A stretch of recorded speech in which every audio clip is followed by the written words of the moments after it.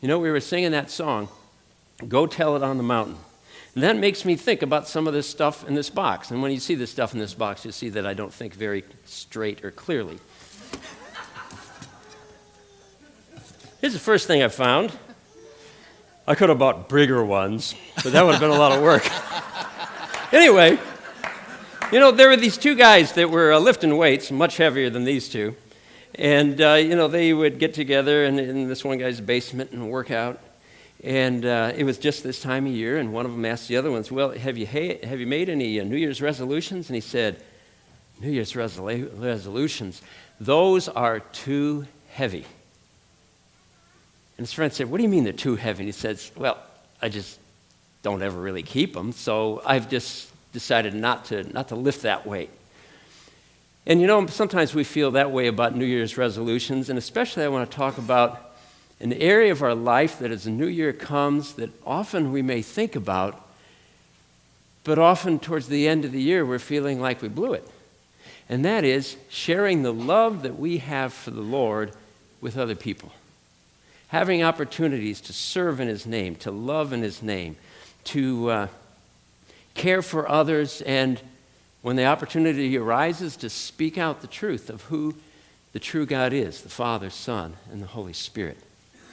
And I just want to give you a little bit of encouragement about that. You know, sometimes we don't realize all the tools that the Lord has given us that we could use. Like, here's a tool you could use to share your faith. Seriously. What can you cook for someone that will show them the love of God? Yeah. Who can you invite over to have them teach you how to make something? How can you develop relationships through cooking? If you have that skill of cooking, so you can use it to bless others. If you don't have the skill of cooking, you can use your ignorance to bless others because they can come and teach you.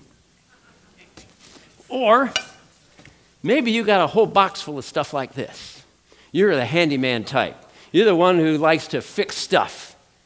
Who needs something fixed in their home that you could help with? Wow. You see, we got a lot of tools. And there's this one here. And Sydney up here was saying, springtime, golf. I know he's a golfer. And, you know, this isn't quite the season to do it. But you know what you could do? You could go to wherever you keep your golf clubs or your other athletic equipment. Put your hand on those tools, those instruments of your favorite hobby, whatever it happens to be.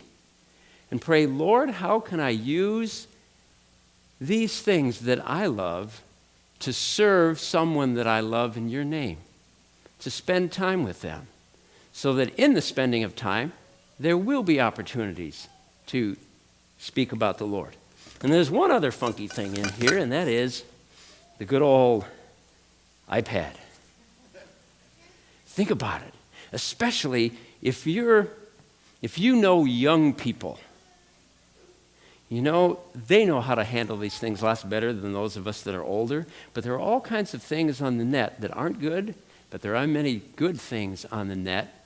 And if you find them, then you can refer young people to them so that they can gain from them as well. And there's probably 10,000 other ways that you could use an iPad or any of these things that I've mentioned.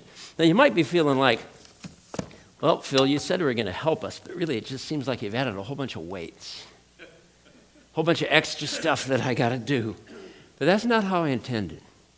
Think about it. If you're really into weights, if you're lifting things that are much, much heavier than this, who do you need? There's a name for the person that you need if you're lifting something really heavy. It's a spotter. A spotter is someone who stands by your side in case you're trying to lift 200 pounds and it's getting kind of shaky, and then they'll help you gain your balance and get it up there so it doesn't crash down on your head or your shoulders. You need a spotter. We have a spotter.